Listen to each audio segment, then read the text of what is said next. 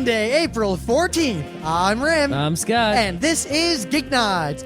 Tonight, we end up just kind of going off on this nostalgia trip about the 90s internet.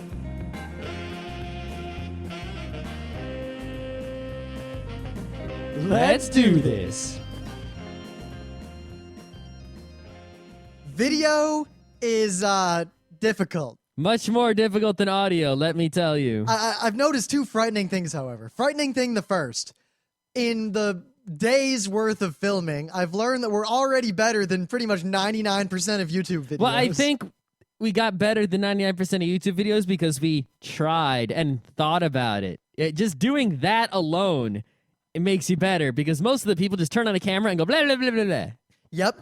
But beyond that, we've learned that pretty much there is nothing that edits audio video well without spending a lot of money. Nothing. Yeah, not a thing. We pretty much either have to get the Apple Final Cut thingy or the Adobe Premiere After Effects thingy. Yeah, there's really and they're both $1 bajillion. And there's nothing else. Everything else is so absolutely awful. Well, there's that Sony Vegas people talk about. I wonder if it's actually any good, though. Yeah, but like it's Sony. I mean, how good could Sony be? Or it's just awful. Yeah, the open source free stuff is no good. But so anyway, not only do we need the software to edit video and such, but we actually need a computer because my computer is blah. I'm not really using my desktop much anymore. I'm mostly using my laptop. Yep, and Scott and I have kind of taken turns leapfrogging each other with computers. So I currently have the badass computer, and Scott has the marginally useful computer. Yeah, my Rim's computer is not ready for video editing, really. Well, and it would be, I don't have the software, and as we agreed, you are Captain Video, because I got this audio thing down. Yeah, I'm Captain Video, apparently, so I'm going to have to learn movie making. But, or at least amateur movie making. But yeah, I realized that making video and editing video is hard. Being on video is 1,000 times harder. You were staring at the camera like a serial killer. But I do not look good on a camera. We need to... Rim looks kind of okay, but I don't know. I look not so good. Well, I can say one thing. I don't want to make fun of you, but that's how you look when we do most of our panels. Maybe I should... I don't know what I'm going to do about that. Yeah. I don't really care. The thing is, stand up straight. The thing is, it's weird. All it's you like, have to do is stand up straight I can't. and smile. I have a hunch. Unhunch. How do I unhunch? Go to a doctor. What's a doctor gonna do? They're gonna unhunch you. How? Chiropractic? No. They can make you wear a brace. I'm not wearing a brace. You can get that. They can make you lay on a posture-correcting bed every night. What's a posture-correcting bed like? Probably not very comfortable. Well, fuck that. What other options do I have? I don't know. Don't have a hunch. It's not really an option. I don't have a hunch. That's like saying don't have... I spend just as much time. Hey, Rim, don't have a penis. If you... See, the thing is, my penis is a positive impact on my life. Your hunch, not so much. My hunch is not negative either. You're going to be a humpback. So? That's a where lot you're of people going. are humpbacks. You're gonna... Are you a humpbackist? Yes. A Quasimodist? I do not like Quasimodo. I'm not a fan of that dude. Well, what's wrong with him? He wasn't Besides the best his ugly dude. face. Did you ever read that book? No. Did you ever see the Disney movie? No. I saw pictures of it. Do you even know what it's about? A guy, he's a hunchback, he lives in the church, he rings the bell, but no, he's sad because he has no friends except the cute little animals. Yeah, yes, the cute little animals. And he falls in love with some hot chick. And then, in the end, he kills the bad dude, and the hot chick loves him because he's good on the inside. That's not quite how it goes in the book. No? Not so much. Okay. Kind of like how in the original Little Mermaid, it doesn't end happily. No, it doesn't. But anyway. I think the biggest trouble with video editing we found is that, well, one, we don't know anything about it. Like, we're in the other room, and we're debating. Like, basically, we spent an hour independently deriving, like, a basic thing of filmmaking that Emily, after we spent an hour deriving it, walked in and basically said, yeah, that's what you're supposed to do. She basically came in and said, why don't you guys do this? We're like, we just spent the last hour figuring out that we had to do just that. It's not so easy. Yeah. Also, lighting is it's hard. Especially in a house that's like this with normal, living lights as opposed to movie lights. And the worst thing is... everything is yellow. The reason all the video on the internet is awful is partly because the amount of, I mean, to make audio sound good, Geeknights sounds better than like every goddamn podcast out there. And it took, Except the professional ones. but even then, it's close. It's pretty good. It took a couple $100 worth of equipment. We're going to have to, like, we need lavaliers now. We need all this equipment to make video look good and sound good. All right. The other thing, right, is that, okay, first of all, right, it's like, okay, I have a choice between here's my choices, right? We need another powerful computer to do the video editing. Choice number 1, don't buy a computer. Well, no video. So that's out. Well, the other option is Rim does the editing. But if I do the video editing, I'm fine with that. I'm going to offload a lot of the other Geeknights work to you. Yeah. Like post making. Anyway, option number 2, right? I build a computer, I put Linux on it. Well, there's no video editing software for Linux. If there was, we wouldn't have this problem. Option number 3, I build a computer and I put Windows on it. That's an okay option. You'll get Windows Movie Maker. Yeah. That's a start, That's a actually. start, but hey, you know what? That's better than every open source video editing program ever written. Yeah, the thing is it's still kind of shitty, and it's not perfect, you know.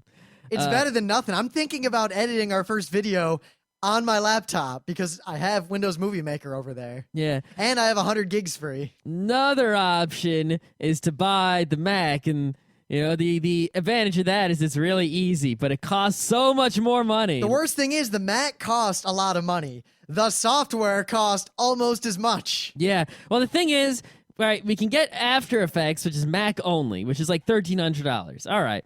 We can get the Adobe Production Suite, which has Flash, Photoshop, Premiere, and After Effects, and a bunch of other things, right? Which is pretty much everything we need and more, right? And that's $1,800. But the educational version is $600.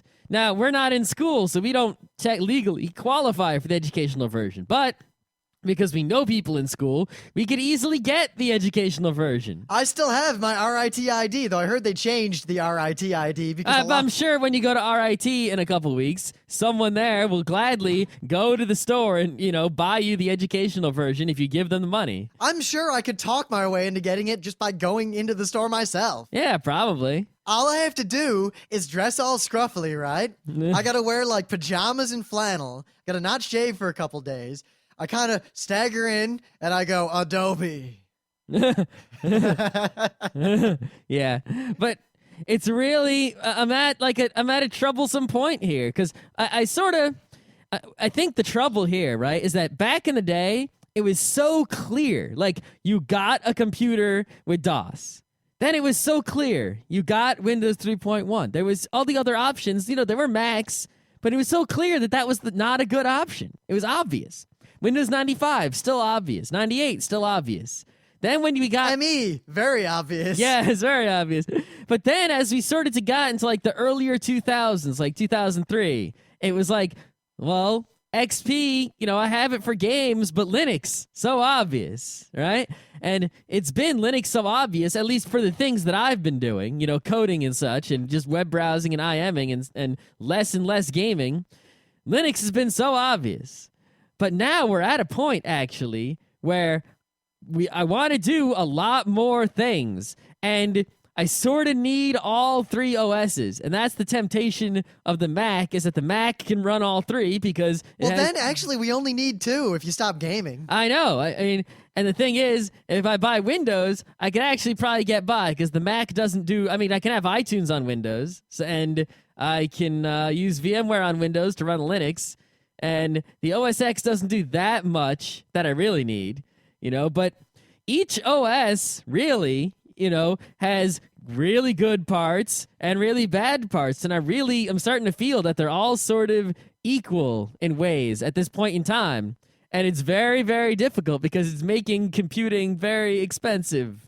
And well, the other thing is that just in terms of what we want to do, we knew enough about audio. Like it cost us a couple $100 to get into podcasting. yeah. To get into video, at the same equivalent level, like to get into video at the level that we got into podcasting, is going to cost many thousands of dollars. Yep. Many thousands. Yeah. Not to mention the inordinate amount of time it takes to do all this. I mean, God, we spent hours and hours, and what we got out of it were 14 flawed takes of something that is, in the end, going to be like 4 minutes long. I mean, it used to be I would build a computer, and I'd be like, this is perfect. This is the best computer that I could afford, given a, price-performance ratio. This is everything I wanted. But now, I feel like no matter what computer I buy, no matter how much money I spend, unless I go and buy a Mac Pro and a new Windows computer, and all the Adobe, and the Adobe Master Suite and everything, unless I spend like $20,000, I feel like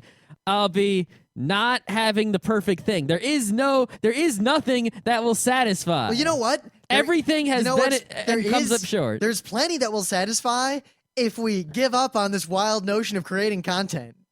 Yeah, that's true. If I give up on creating... If I wasn't doing Geeknights, I would just have a Windows Vista computer with the baddest-ass video card in the world for playing games and a VMware for writing code, and that'd be it. Yeah, pretty much. I could do that. If that's all. But no, I got to use Linux. Without making content, I would just need a Linux on my laptop. I wouldn't even need a desktop. Actually, once I finish I'm starting to write a Python program that will do everything I need audio-wise, because Resound is really crappy. It's just the best thing out there. So I'm trying to write a command line. Well, you know thing. that Adobe Production Suite comes with a sound booth program. I know, and I know it's really good. I don't know if it's really good or not. Who knows? It has some good points. The thing is, if I write this program, because Python works just fine on Windows, that's it. I will never need to boot back into Linux again, ever. Yeah? Well, look at that. Yeah. So Python is allowing me to get out of this. Maybe. Yeah, it seems like also nowadays a lot more stuff is cross-platform. I mean, really, more than it used to be the OS is really important. But now, as long as I have Firefox, the other stuff matters a lot less. A whole lot less. I mean, like, you can tell, too, because back in the day, I would customize my desktop heavily. Super heavily, because it mattered. Now, everything's in the web browser. So my desktop, I just leave it as the default because I'm lazy and it doesn't matter because everything is in Firefox. I used to make all these icons to click on, but if I look at the icons I've got here, I've got two I never click on. One spawns a terminal, one opens a folder of my music. The third icon, Firefox, I don't even click on that. Yeah, it's like outside of, the web browser. The only really things we need applications for anymore are content creation, mostly. And gaming. So it's like running a web browser is incredibly easy and cheap. Everything, and then as soon as you step beyond that and you say, I actually need an application again, everything suddenly becomes $1 bajillion, and it seems like a crime because you've been paying nothing for so long because you've only needed a web browser. Of course, the other problem is not really a problem. I can't blame people who do things for free, but the people developing the open source content creation software obviously do not actually create content with said software. Well, some of them do. Not good content. Well, it depends, like Pavre, actually. But that's mostly a rendering kind of thing. Yeah, but like the GIMP? Yeah. Yeah, the GIMP was not made by artists. And even Audacity is pretty awful if you want to do anything serious with it. I mean, I guess for music it's okay, but podcasting? I have frequently come really close to just, I said, the Mac Pro is done. I'm not considering it anymore because the VMware doesn't do dual screen, blah. But it would just be so easy to just go to the Apple Store tomorrow and just be like, fucking give it to me. I don't give a shit anymore. I think what would really clinch it is if and when we get a house. Yeah. Then what we would do is we'd have the recording studio, and in that room would be the Mac Pro and the big screen for it and the sound isolation booth. Well, if people want to share the Mac Pro with me, that would much encourage me. I mean, even if you just shared it with me, it would be $1,500 instead of $3,000. I would just go out and get it tomorrow. Yeah, but even as much as there are problems with it. Yeah, it's tricky though. It is tricky. I don't know. I don't know what to do. I'm in a computing dilemma. Please offer me your advices. Yes. Especially if you have video editing experience. Do any of you out there actually make video for the internet? Yeah, like good video for the internet. If you're not sure if you make good video, the answer is probably no. Yeah, but, we should call the Ask a Ninja guy. He'd probably know.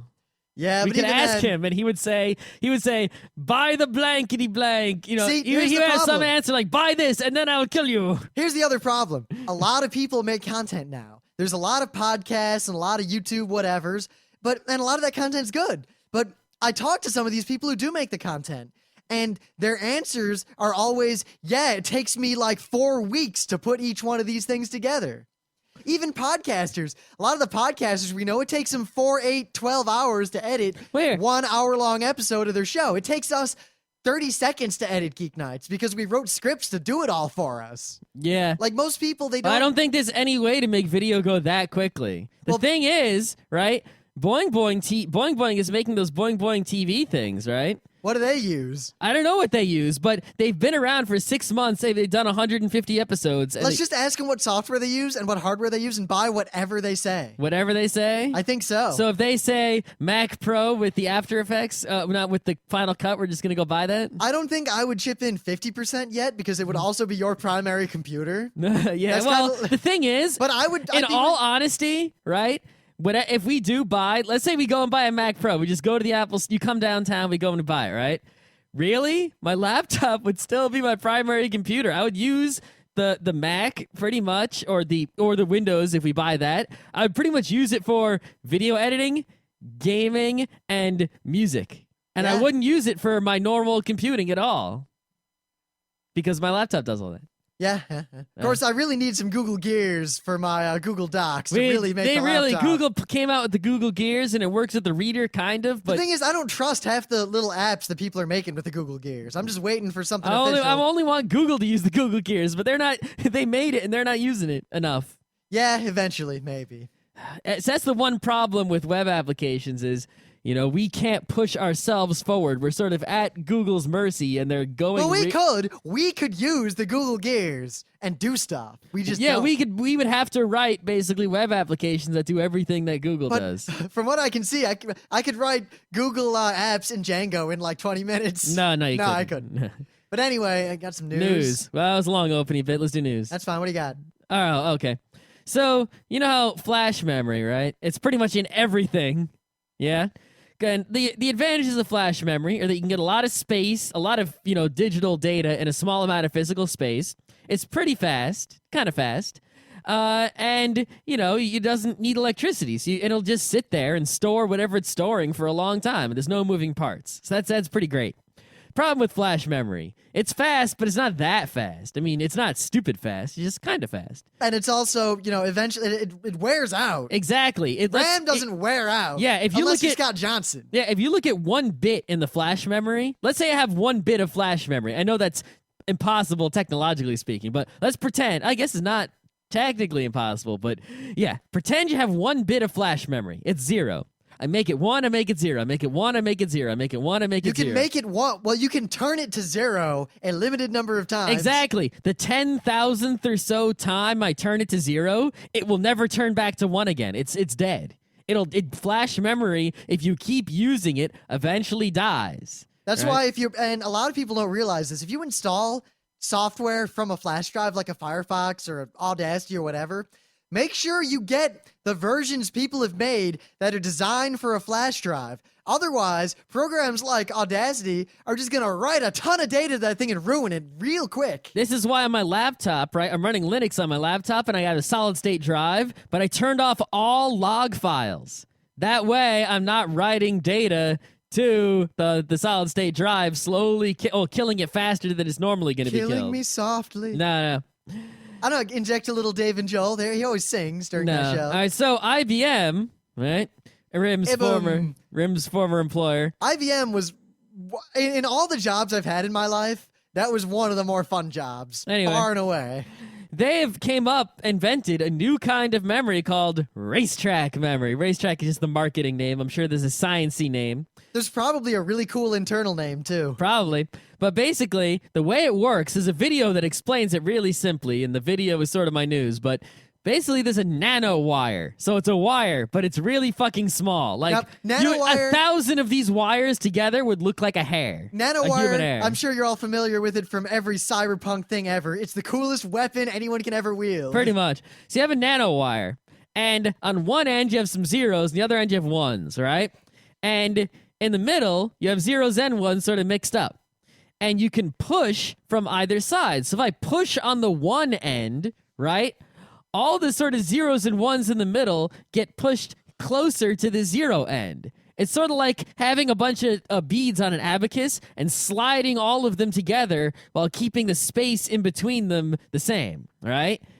And then basically, whichever, at the spot in the middle, you can switch it between 0 and 1. And you can do this really, really quickly. You can just, like push, switch, push, switch, push, switch, push the other direction, switch. And it, in theory, and in practice, I guess, this is going to make, basically, eventually, if they can come through on the manufacturing end, which they probably will. Right? I would, if IBM, I don't think they're going out of business soon, right? If they hold out, the however many years it takes them to get this into production, and they get it into production, into a feasible product, investing in IBM, good idea.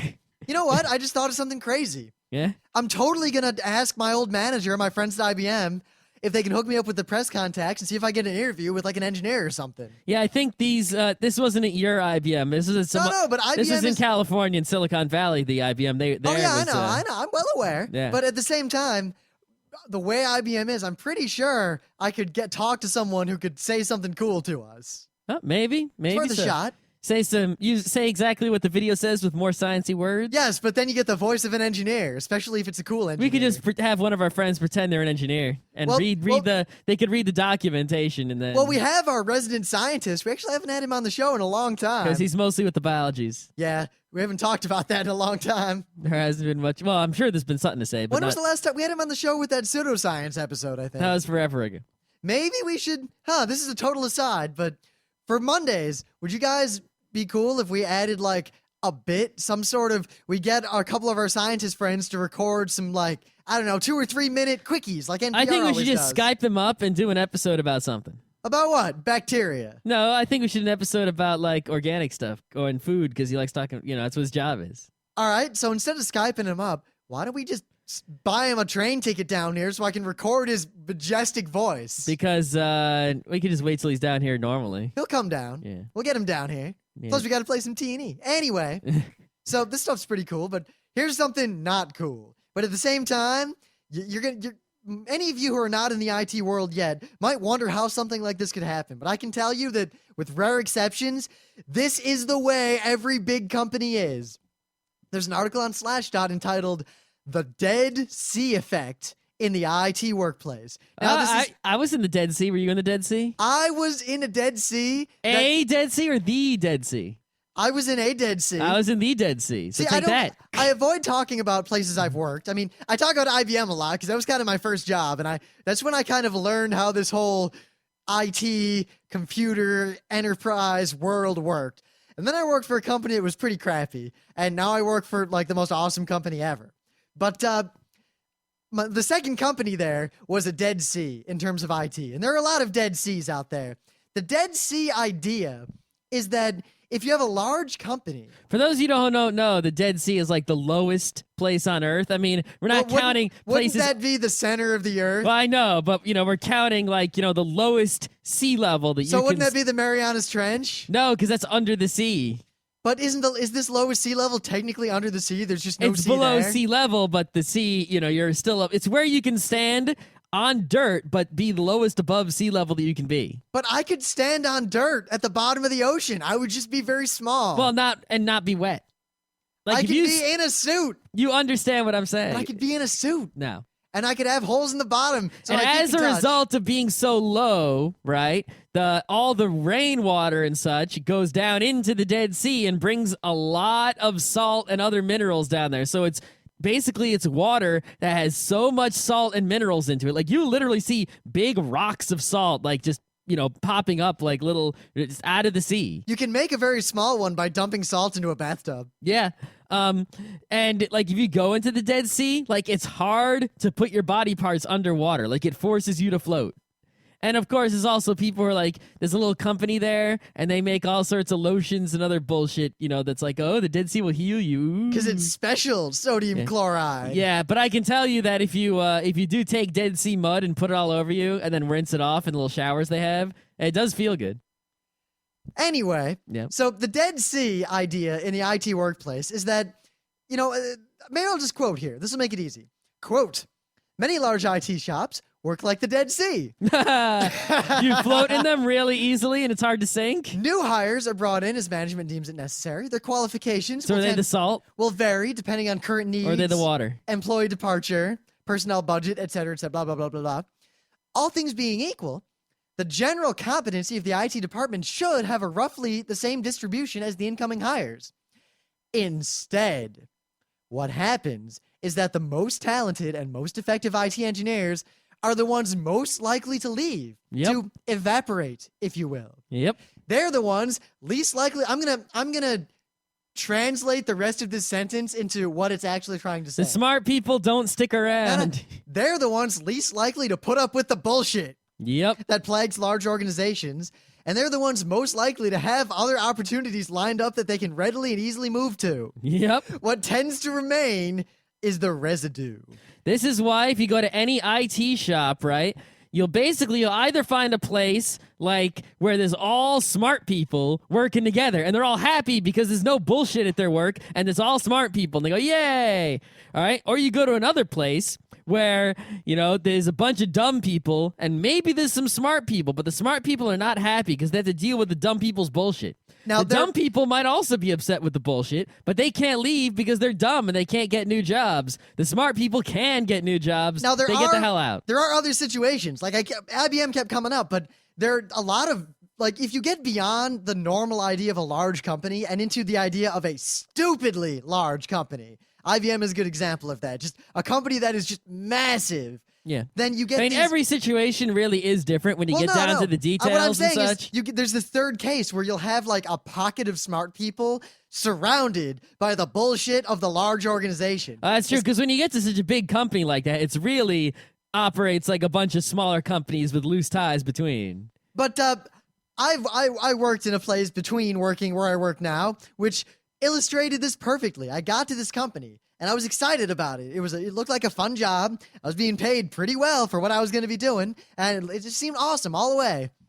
And as time went on, the guy who I was working under, my first manager, quit within a month because he took a high-paying job elsewhere in the financial district. So they hired a replacement. And in that time, I worked for some other guy. The guy I worked for quit and got a much higher-paying job in the financial district. One of my coworkers... Were these guys smart guys who were leaving? They were smart guys. All right. I worked for someone else, my new manager. They quit within 2 weeks. Whoa, that's to quick. get a job. And this guy was freshly hired, too. He was hired, I worked for him, quit immediately. Got a high-paying job in the financial district. So eventually, I quit. You got a high-paying job in the financial district. Yes, and I can say this. I can say this honestly. I mean, I left for a number of reasons. Actually, the main reason I left was because the environment was making me kind of sick in a physical way because of where I was working. Hospitals in bad parts of New York City every day. But I don't think I left a single competent IT person behind. And there was this kind of environment where if you were smart, you were desperately looking for a job elsewhere. And everyone I talked to at the company who was smart, when I said, yeah, I'm quitting, said, where are you going? Take me with you. Oh, my God. And meanwhile, the company I work for now, everyone's smart. Yeah. And no one's trying to leave. In fact, people are trying to get in. See, I recognize this phenomena at other companies, but I've only ever worked for places that had like 4 or 5 tech people. So it's like I can't really see it in my own jobs because I don't work anywhere where there's too many people. The way around this is pretty simple. All you have to do, if you're a company, no matter how big you are, is make sure that whoever you hire, you always give them opportunities to advance, even knowing that training that you're paying for could very easily get them a job elsewhere for a lot more money.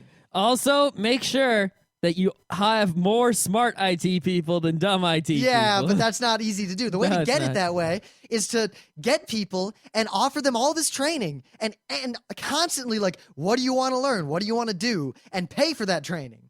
And by doing so, you'll have a lot of smart people who, while they could leave with that knowledge and work somewhere else, they're more inclined to stick around because they kind of got this sunk cost. And also, they'll continue to get this training, and everyone else is getting this training, and everyone else is getting smarter alongside them.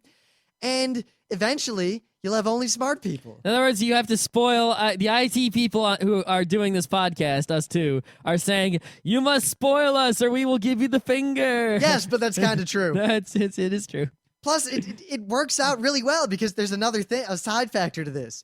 People who don't take advantage of that free training, you probably don't want to keep them around. Oh, snaps. Especially, you make the training during work hours. Like, you let people go on trips, like, go to this training in Boston for a week and then come back and then do a lecture on what you did. And if people won't do that, like, if you have IT people who seriously won't accept training, they're probably not going to be useful in the future. Nope. Anyway, this is an interesting article. I'd recommend you read it. And what I think you should take from it is not so much that, oh, it's all stupid people and everything's going to suck. Take it as smart people can always find their way out.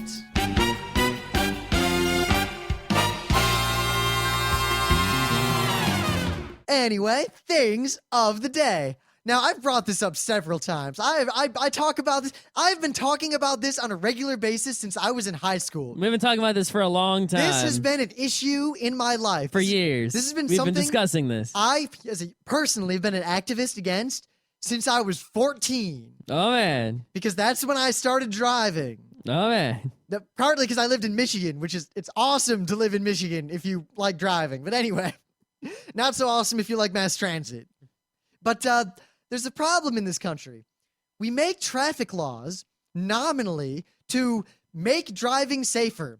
A speed limit should be set next to a school because there's little kids running out into traffic. Yeah, and when people, if I make an argument saying speed limits are bullshit, well, the thing people always say, well, it makes the road safer. Anything that makes the road safer, it's hard to argue against if it does indeed make the road safer. So every traffic law, in theory, should be a law that increases safety.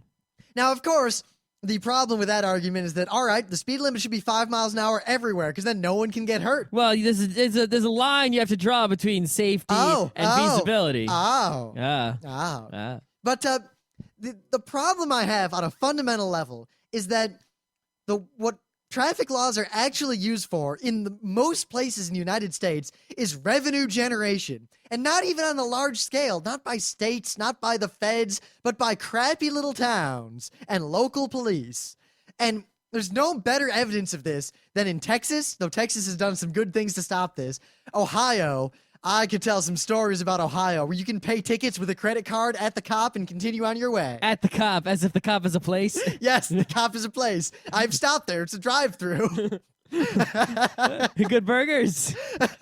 I hear the donuts are a little stale and half-eaten. But in Fishkill, there's this little town next to us. And this town is actually really small. And it has a lot of problems, partly because it only has one road. But the town is set up to where the whole town's in one place. And then there's a major road. The only north-south road in this area is the only way to go north without going to the thruway. Mm-hmm. And on this road, this town of Fishkill goes across it. And the number of police officers that they put on the tiny stretch of this road that they control and the number of tickets that they write on a daily basis is frightening. And as a result, this tiny town of Fishkill has the biggest, most opulent police station and courthouse you would ever believe. The town hall is also pretty extravagant. They have so many cops. Meanwhile, here in Beacon, a city, compared to their town, it's not quite as opulent. Of course, the police in Beacon are very prudent. I've noticed that I've never seen them doing speed traps, and the only time I've ever seen them pull someone over is when someone was doing something really, really stupid, like going 60 or 70 miles an hour through the none zone. Yeah, the Beacon cops seem pretty reasonable. Yeah, the one time I ever got pulled over in Beacon was because my headlight was out, and you know what?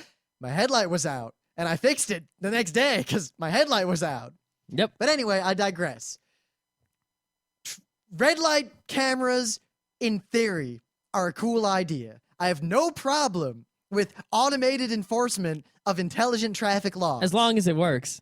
Now, the problem here is that red light cameras, as far as I've ever been able to tell, are put in never to increase safety, never to decrease accidents or deaths, never to make traffic flow better, but always to generate revenue. And a lot of people say, oh, Rim, you're just paranoid. And I point to evidence. They know you're just paranoid. More evidence. Oh, you're just paranoid.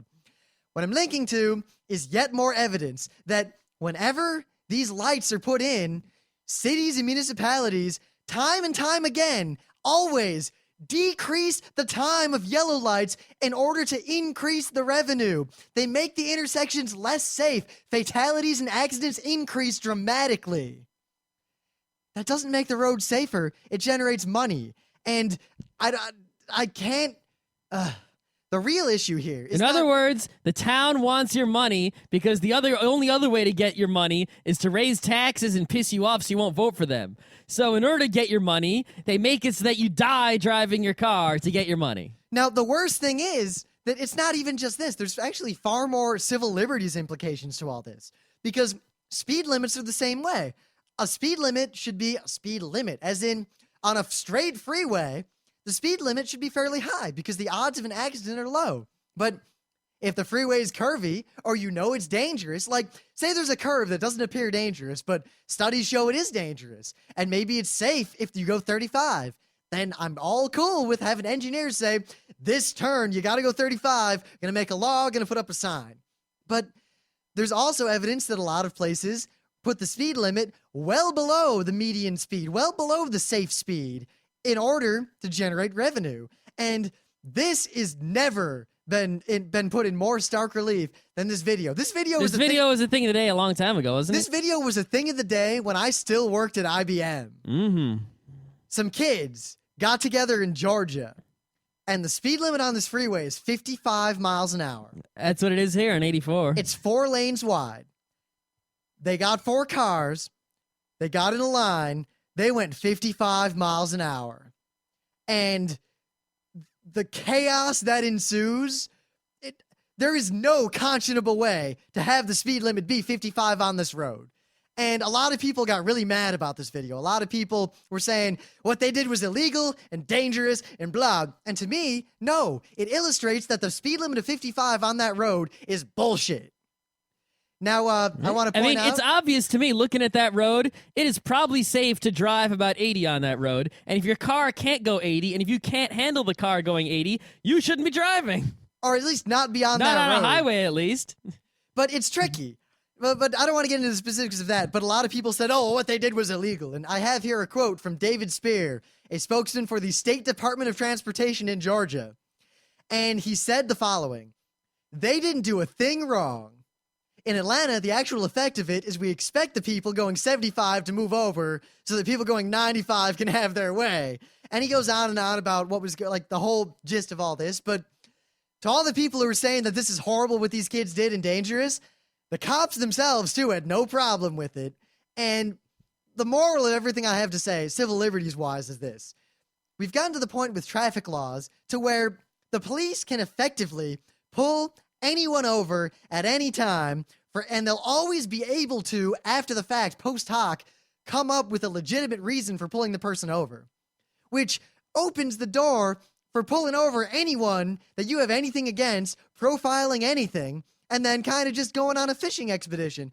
Oh, hey, I pulled you over because you were going 4 miles an hour over the speed limit. Never mind the fact that the speed limit is 40 miles an hour lower than what people normally drive. Never mind the fact that the actual average speed of drivers on the road is 80 instead of 40. But I see there's something that might be a marijuana cigarette mashed up in your cigarette tray. Jail for you. Yep. So check out this video. I know it's an old thing of the day, but everyone should see this. Check out this article. The article's your actual new thing of the day. Yes, it is. They're both my thing of the day. That's all I got to say. This is something that bothers me on a lot of levels, and I'd love anyone to have any legitimate argument against me. Yeah. All right, so this would normally be like a Tuesday thing of the day because it's all video gaming. But actually, it's all teching. You just don't realize that. Oh, I know what you're going to do. Yeah, it's you know before the show. But I would know even if I did not know because I would have known.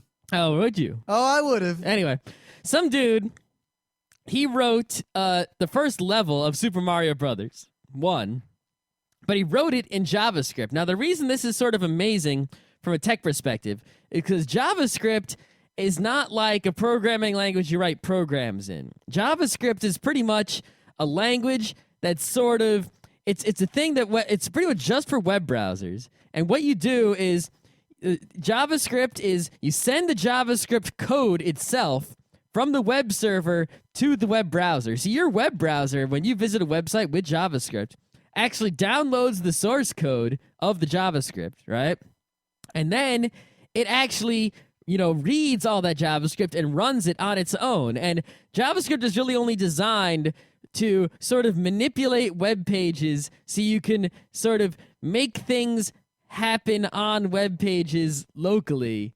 For example, making, pull down menus or, JavaScript, they use it nowadays for a lot of those things where you can, make a post make a comment post without reloading the page. It's gotten pretty advanced lately, actually. I remember back in the day where it was like they made JavaScript and it was like, ooh, if you want to do cool stuff, use JavaScript. And then it was like, JavaScript is bad, don't use it. And it was kind of bad and you shouldn't have used it.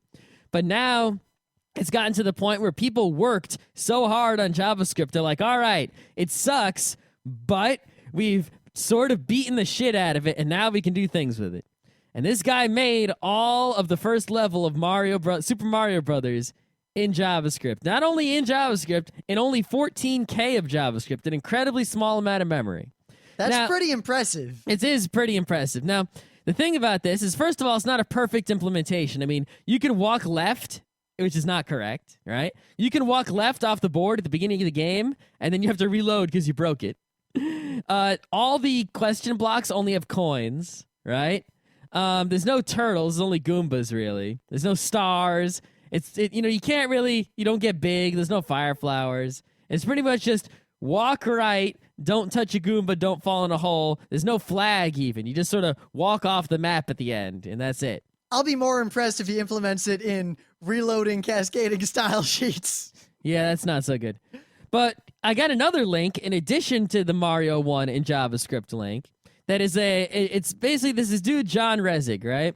And I don't know him. He probably doesn't know me, but I met him once or twice because he was at RIT, I think, in my class. I'm not sure if he's in my class, and he was pretty famous at RIT, at least semi-famous, because he made the sort of schedule maker program, which was a boon to many a student in those days, if you knew what the scheduling situation was like at RIT. Yeah, it was pretty high quality. Yeah, and now he invented jQuery, which is one of the most premier JavaScript libraries in the world. He wrote a book about JavaScript, and he, I think his job is still, I think he's the JavaScript evangelist at Mozilla still. I think that's his job. So he's pretty much like the king of JavaScript in a way.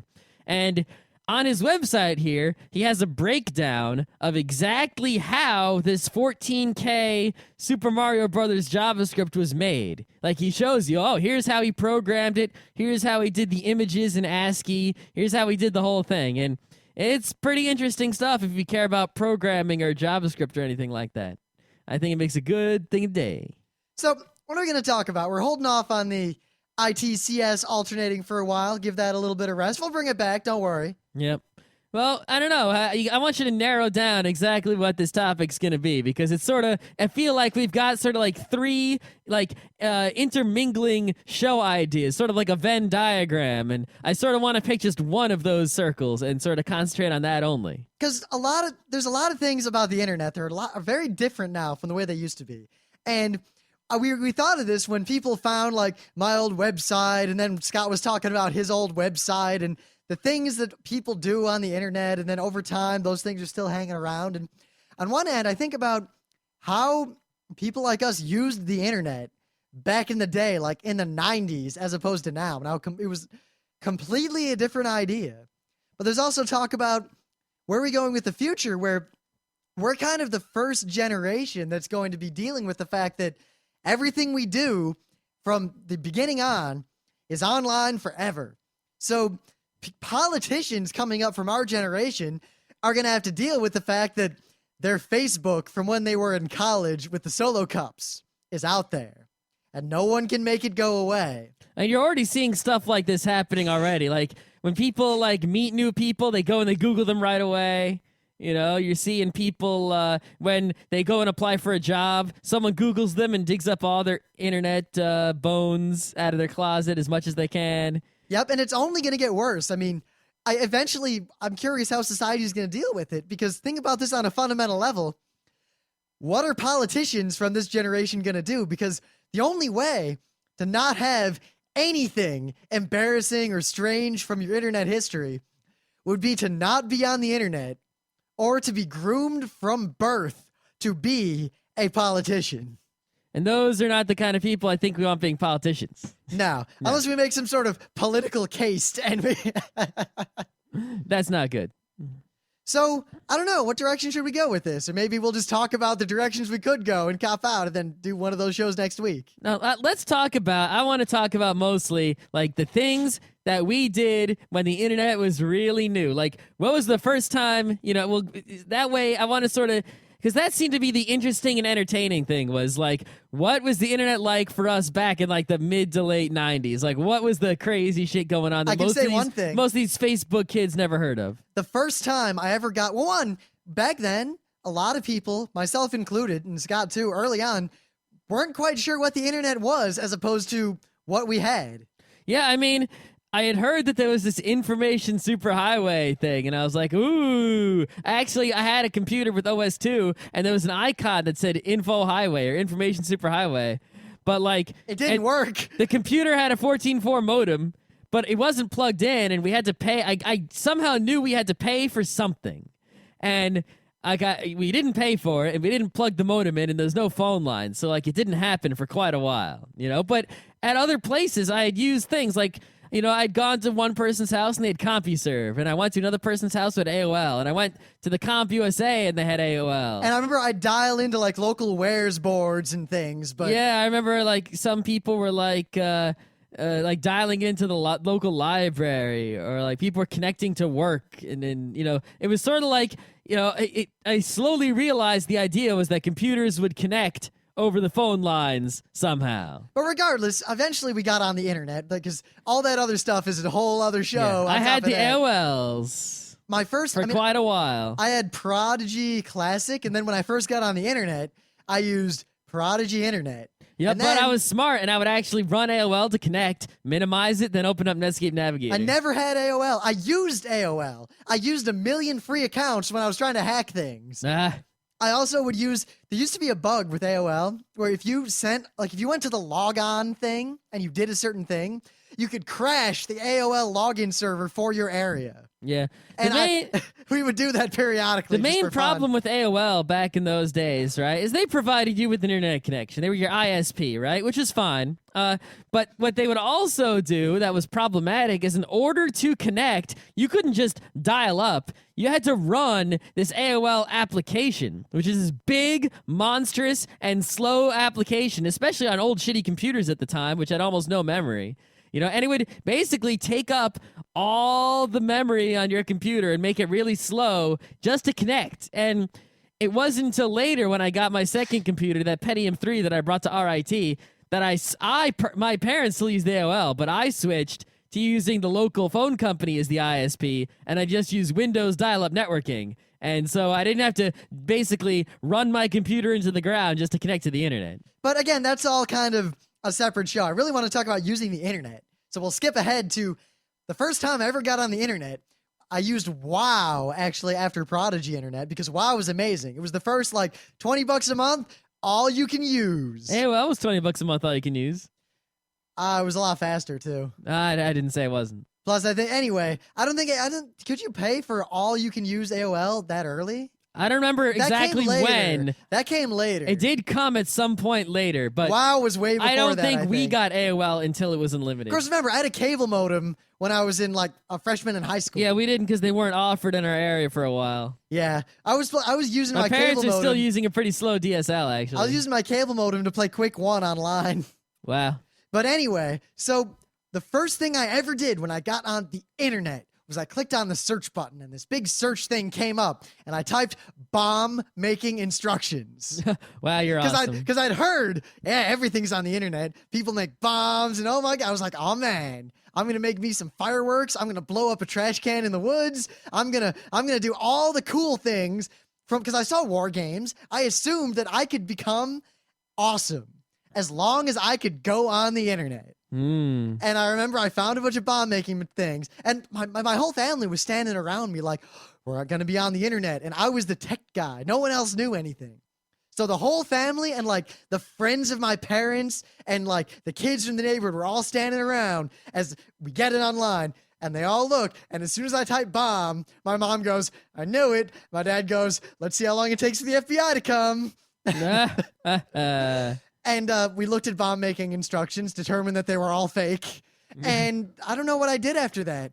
I remember doing the chat room thing a lot because it was just something about chat rooms. I did that on Prodigy. I was the head of that Magic the Gathering role-playing group. I remember on AOL, you could search for like games, and there was this one part of AOL where there's like some games you could download for free. They were all really bad games, but they were like made in Visual Basic that just some like kids had put up there. But I just went in there. It was like AOL was weird because it felt like you were sort of crawling around in like this untamed sort of weird dungeon of weird unorganized shit. And it was sort of like, you really got the feeling even when you were just walking around looking at crap that you were sort of like actually in a dank dungeon exploring and finding buried treasures. Even if the treasures are crappy, they felt really good. That's what the web was like. I mean, even let's go one step further. Forget the internet. Let's just talk about the web. Because the web was a new thing. And being on it back then, there weren't search engines. You couldn't search for things because they didn't work and they would never find anything. Yeah, there were some bastions of like sanity, like Yahoo or Alta Vista or Web Crawler. But pretty much. But they didn't really help you. And whenever you found something outside of like, the obvious, it was like, oh, I found a thing. I remember that this is probably the biggest thing. No one does this anymore. This is a term that was big in the 90s, surfing the web. Yep. People would web surf. They would go on the internet. They'd go to a website. From there, they'd go to the links page. They'd click on another site. From there, they'd look at the bottom. Oh, there's a web ring. They'd go through the web ring till they found a site they liked there. Then they'd click on another link. Yeah, it's like because of the way the net was structured, like if you knew what you wanted, like you kind of like, okay, I kind of want video games. And that's how general you had to be, right? You would sort of reach in that direction, and you would end up in a lot of the same places over and over. And, like, when something spawned out in the distance, it would be really hard to get to. But occasionally, you would sort of find these things. And like, I found yes! a website that was like, this website lists, like, all the ROM sites. And maybe a third of the links worked, but that website was, like, the best website ever. I know, right? And the dead links are all over the place. Like, you'd expect dead links. That was also, remember, there were no tabs back then. And I remember back in those days, I would have like 8 web browser windows open and I'd be surfing like 8 different threads simultaneously. Like in one web browser, I'd be like looking for ROMs. The other web server or the other like web browser window, I'd be going through all the art sites looking for like cool arts or it was crazy. And then of course computers crashed all the time because you couldn't have all those windows open. You had 8 megabytes of RAM. Yeah, I had 16 at that point. At that point, I'm trying to remember when I got the Pentium Pro. I had 16 then, but then later I had more. 128. Ah. Yeah. Oh yeah, those are crazy. I remember playing MUDs in those days. That was back when there were ads on the internet. Luckily, I remember because before there were ads, but the ads were sort of like link share things, like Link Exchange.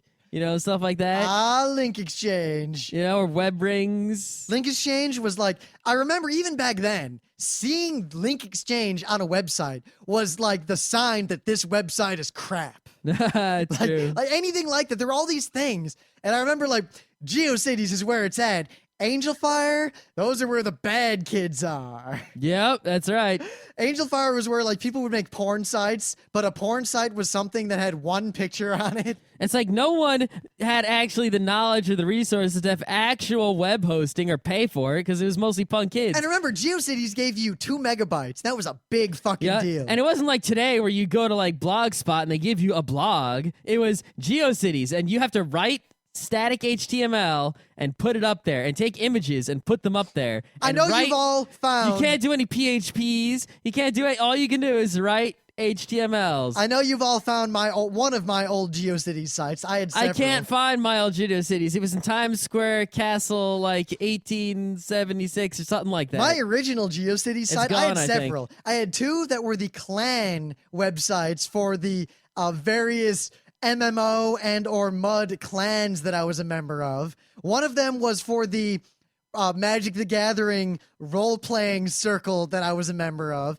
And one of them was Mephistopheles Realm, which included Doom modding and Japanese ROMs of games. See, I had one website, one GeoCities, but like, actually, I remember at one point I moved it to crosswinds.net because Crosswinds was awesome. because they gave you infinite space, but they were mad slow. Mad slow. Well, no, what I did, and everyone did, is we'd put all our big files on Crosswinds, but our real site was on GeoCities. Oh, man. That's a good move. I should have thought of that back in the day. And then they started blocking referrers, so we'd link like through anonymizers, because back then those things worked. But yeah, basically, like the website I made, I basically would like, because it wasn't like a blog, right? What I do is I had like a news section, and I didn't have any news. And then I had, like, when I still believed that there were aliens, I made like a UFO section. I didn't put anything in there either. My Mephistopheles Realm was all dark, and because it was a Doom modding site, nominally. I had Paint Shop Pro. I bought it for $80, and I would like try to draw graphics and things, and I did it really poorly. And then I would go on the internet, and I found like one tutorial that was like, apply these filters in this order to make it look cool, and I did that. And I made like plastic text. And I had like, that animated GIF of that fire. Yeah, I made some image maps. And oh man, image maps. I had repeating backgrounds that made it impossible to see. Remember back when there's the debate, frames are good, frames are evil. The thing is, like, my first one or two, basically, I wouldn't actually, other than like writing some, opinions of punk high school kid on there occasionally, and eventually, I think my old site eventually evolved into like this video game NES site that I think is still up somewhere. It was mostly crap in terms of content, but I basically learned HTMLs from, MySpace level all the way up through not so bad, kind of. I remember 8th or 9th grade, maybe it was earlier, I don't remember, when I was like, man, I want to make an internet site, a website, and some guy who was all cool that I knew was like, you got to use the HTMLs. I was like, what's that? And he's like, well, say you want something to be bold, right? You put a B in front of it, and then you put like a /B after it, and everything between those two things is bold. And I was like, that's it? And he was like, yeah, that's it. And I was like, I'm making an internet site, oh man. So here, I found the final incarnation of my original website. Let's see, how well is it working? It's kind of working okay. Let me just check. Okay, I think the screenshots are all gone. Where were they hosted? Some of them are there. Hold on. Some of the screenshots are there. Yeah, hey, it's looking pretty good. If you go to apreche.net/old-site, site/index.html, you will find the sort of final incarnation of the website I made that, and it was last updated in September 23rd of 2000. Man, I would give anyone a t-shirt or something if you can find my original GeoCities website, Mephistopheles Realm. Well, on the links page, there's a link to muinfinity.com, which is an emulator site that's been gone for 100 years. And there's a link to classicgaming.com/Metroid database, which still exists, actually. I think it's part of GameSpy now or something. Oh, wow, there's some, let's see, MP3s. I have an MP3s link, but there's no MP3s. Oh, man, remember MP3s links? MP3s sites? Oh, yeah, I got a whole bunch of, like, screenshots, right, that I took from games playing in the emulator, and then I have little reviews I wrote of the different NES games, SNES games. The weirdest thing to me still, thinking back, is that there were ads. Yeah. Like, the fact that there used to be ads on the internet that I would see, and they'd be there. And I remember, even early on, right away, I was like, wait a minute. Until the pop-up ads came, right, before the pop-up ad times, the ads were actually less intrusive than they are now if you don't have the ad blocker. Yeah, But at the same time, even back then, I remember immediately thinking, how can I not see these? Oh, definitely. And hosts file was where it was at back then. House file was a good way to go. I would route every bad thing I ever saw to 127.0.0.1. Yeah, it's a good move. Good move. Any other nostalgia things to say there? Not really. Frames, no frames. Remember every website had a million banners at the bottom. You'd have the EFF banner, you'd have the IE sucks banner, or the Netscape sucks banner. Yeah, the blue ribbon free speech on the internet campaign, where basically people were fighting for free speech on the internet, even though there wasn't really anyone fighting against free speech on the internet well, yet. there were. But it's like they saw it coming, and there was like a preemptive defense, and it was good. Yeah, and all these banners and frames are good, frames are evil. I used frames. I used frames, then I didn't use. It's like, it changed daily. Like one day it'd be, man, if you use frames, you can make a website where your links sort of stay on the side for navigation. But then people thought, well, since my links are so awesome, why don't I make it so if you surf away from my site, my frame is still there? And then everyone did that. Yeah, so then it was like, all right, frames are bad now. So I got rid of my frames. So I made an image map. Then it was like image maps. I had an image map in a frame at one point as my navigation. Wow, image maps are great. Yeah. Remember, I wanted to make animated GIFs, but I couldn't figure out how. I had Jazz Paint Shop Pro, so I was all right. So I didn't have that. Though I eventually got a pirated copy of Autodesk Animator, and I spent months trying to make animations, and none of them looked good. Yeah, most of the stuff I did, though, was all text. Like I'd make some text fly across, or I'd choose a different font and a different color and a different filter. See, I'd use a lot of word art, and then I'd take a screenshot of that and then make a GIF out of that. Wow. That was way early. The thing on. is, that was this. Yeah, I didn't have the Paint Shop Pro really until like maybe sophomore year of high school. See, the thing is, you always kind of underestimate. I think I bought it with some money I made, like working in the summer. You kind of underestimate, in all things considered, how recently a lot of this was. Like, you think, wow, I made a website called Mephistopheles Realm. Yeah, I was in like 8th or 9th grade. That wasn't that long ago. Yeah, it's kind of scary. Like, it feels like the ancient times, but really, I'm maybe 90. Well, I thought it was cool. I'm not even twice as old as I was as then. I thought it was cool to turn the T in Mephistopheles We're into talking a sword. about the mid to late 90s, like 97, 98 here. Also, the fact that the internet was so different back then as to be unrecognizable. However, the other thing I want to point out, the internet in places like Japan now is pretty much exactly like the internet was here in the 90s. Like, it's frightening to go to a lot of Japanese websites. Well, some of them. Also, MySpace. A lot of the bad MySpace sites look a lot like what MySpace looks like the kind of website that if you didn't know HTML, you could use that JavaScript make my HTML thing.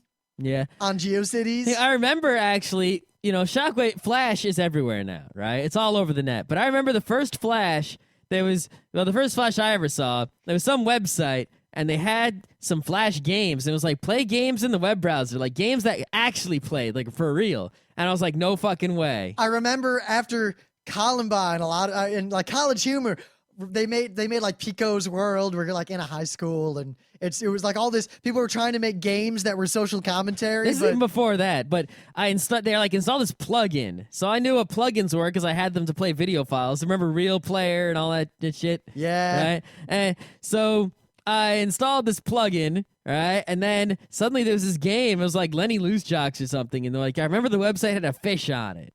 I could try to look it up, but they were basically the earliest Flash games, and now it was ezone.com. Ezone.com still exists. Holy crap. It's a Flash game site. I just remember going to Newgrounds and all that business, and people would make these animations that by today's standards aren't even, like, I don't even know, there's just no radar that they would appear on. Like, they're nothing. They're below the level of anything. And yet, people would huddle around a computer and watch these in their 200 by 200 pixel goodness. Well, that was like, people that finally had CD encyclopedias. They would watch, for We'd some reason. all watch that video of the first 10 seconds of Martin Luther King's speech. Really? I watched whoa. the video, the 10-second, really incredibly grainy, low-resolution clip from Star Wars in Microsoft Encarta. And then, for some reason, watching that tiny, grainy clip of Star Wars in Encarta was better than watching actual Star Wars on VHS. Yeah. Computers, internet. That was just a nostalgia fest. I think we should end there because I'm hungry and we didn't really go anywhere I'm with so this. fucking hungry. This episode didn't go anywhere.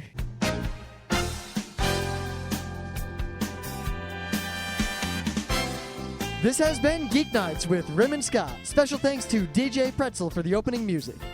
Be sure to visit our website at www.frontrowcrew.com, where you'll find show notes, links, our awesome forum, a link to our Frapper map, and links to all the RSS feeds. We say feeds plural because Geeknights airs 4 nights a week, covering 4 different brands of geekery. Mondays are science and technology. Tuesdays, we have video games, board games, and RPGs.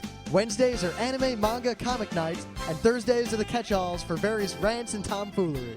You can send us feedback by email to geeknights@frontrowcrew.com. Or you can send audio feedback via Audio. Just click the link that says Send Me an Audio on the right side of our website. If you like what you hear, you can catch the last 100 episodes in iTunes or in your favorite podcatcher. For the complete archives, visit the website, which has everything. Geeknights is distributed under a Creative Commons Attribution Non-Commercial Share-alike 2.5 license. This means you can do whatever you want with it as long as you give us credit, don't make money, and share it in kind. Geeknights is recorded live with no studio and no audience. But unlike those other late shows, it's actually recorded at night.